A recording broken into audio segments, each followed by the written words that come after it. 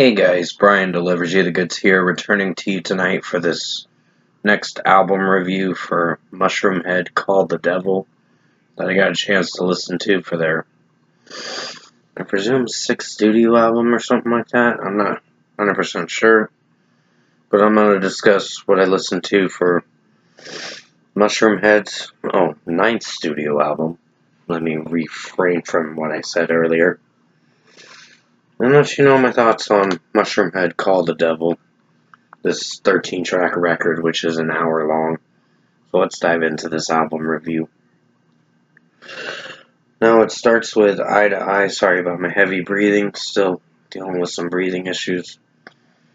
It's just the dander in my room, and just allergy related. I'm just dealing with asthmatic symptoms. But I'll be okay. I'm just trying to catch my breath. So, pretty much Eye to Eye was actually a pretty strong opening track. For what it went for, it's a good song.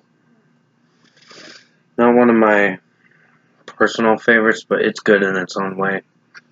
It at least started the album off pretty well, so 4.5 out of 5.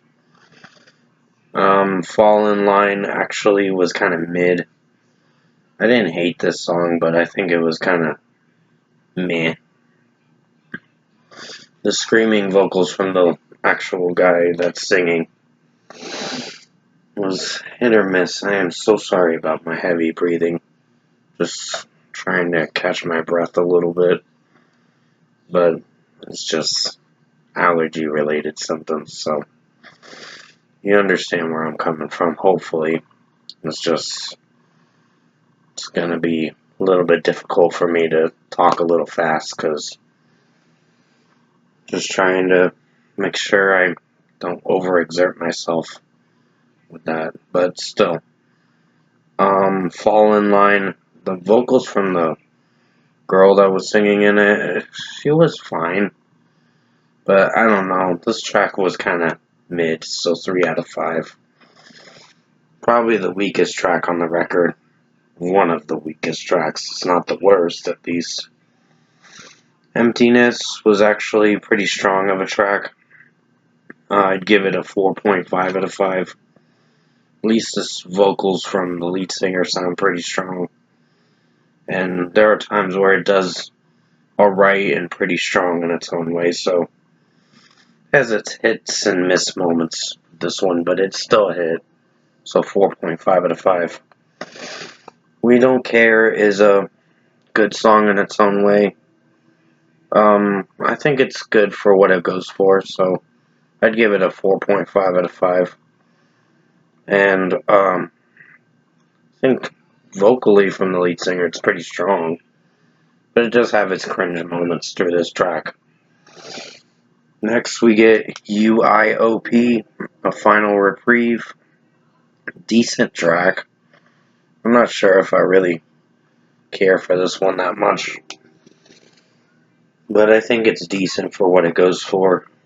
There's some moments where I like it, but the soft, weird vocal tones from the lead singer is a little bit cringe with how it sounds, so overall I'd give it a 4 out of 5. Prepackaged was one of the singles for the record. I think the second single, Fall in Line, was the first single, and the last single was We Don't Care.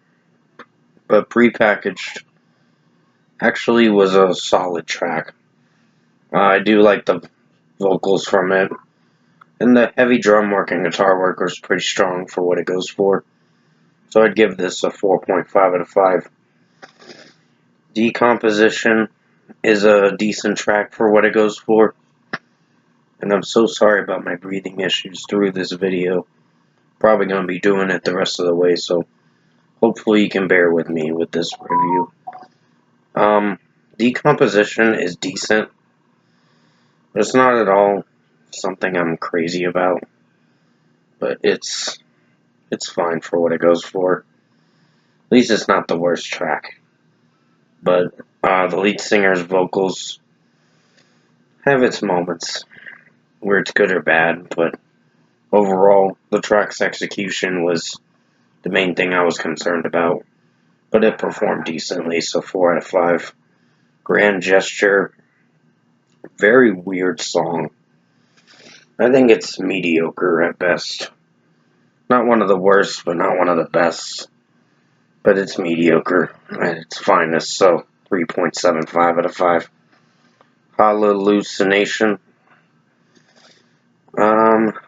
This one was kind of above decent. It wasn't terrible, but I'd give it a 4.25 out of 5. My biggest critique with this is probably that it relies on the girl's vocals a bit too much. Well, not too much. To an extent it does, but my biggest critique is just the execution and just how it's performed. It's hit or miss with what it goes for. Hideous is above decent of a track. There's some times where I like it and sometimes where I don't. There's a little bit of times where I don't. But it's still alright for what it goes for, so 4 out of 5. Torn in Two is a decent song. I'd give this a 4 out of 5 at least. The only problem I had with this song was just how the lead singer is singing the track overall. It's just, I don't know if I like it or not. That's the biggest thing.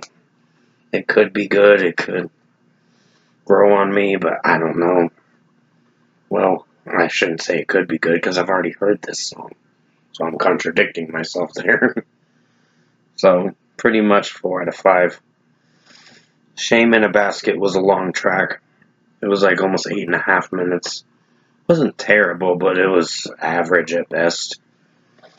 It was just weird vocal moments through this track from the lead singer and the girl singing in it. And the backing vocalists.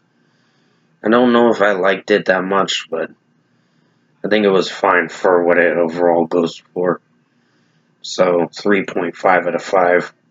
And finally, Doom Goose is one of the worst outro tracks I've listened to from this record.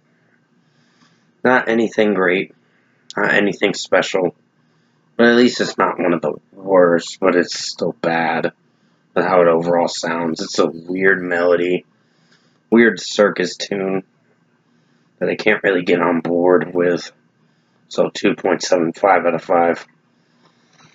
So overall, production, mixing, and execution-wise, what did I think of Call the Devil by Mushroomhead?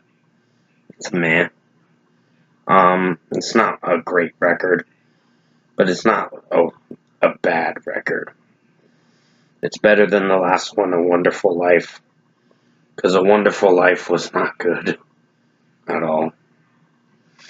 It was probably one of the worst records I listened to in 2020, and I know a lot of people got on my case about, oh, if you're not a Mushroomhead fan, then why the fuck you listening to it? I'm giving them a chance.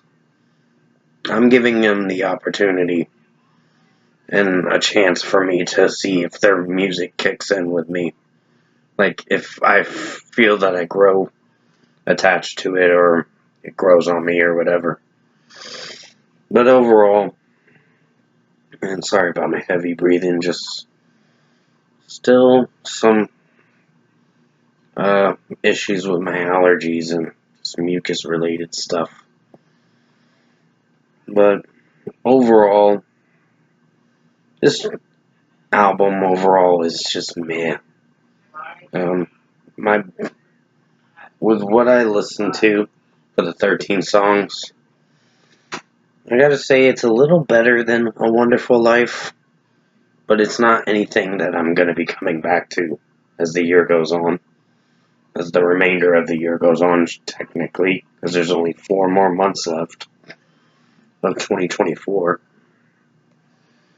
But if I were to give this record its overall deserved score, it's going to get a 6 out of 10.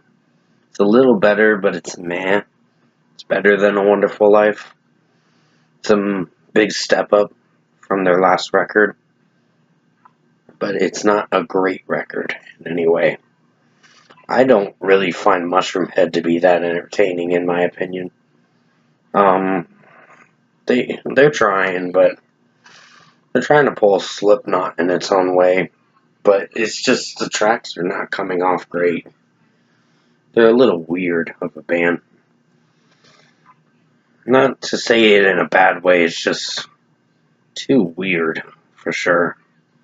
But overall, this is a meh record, so 6 out of 10 for Mushroomhead, Call the Devil. I am so sorry about my heavy breathing during this video.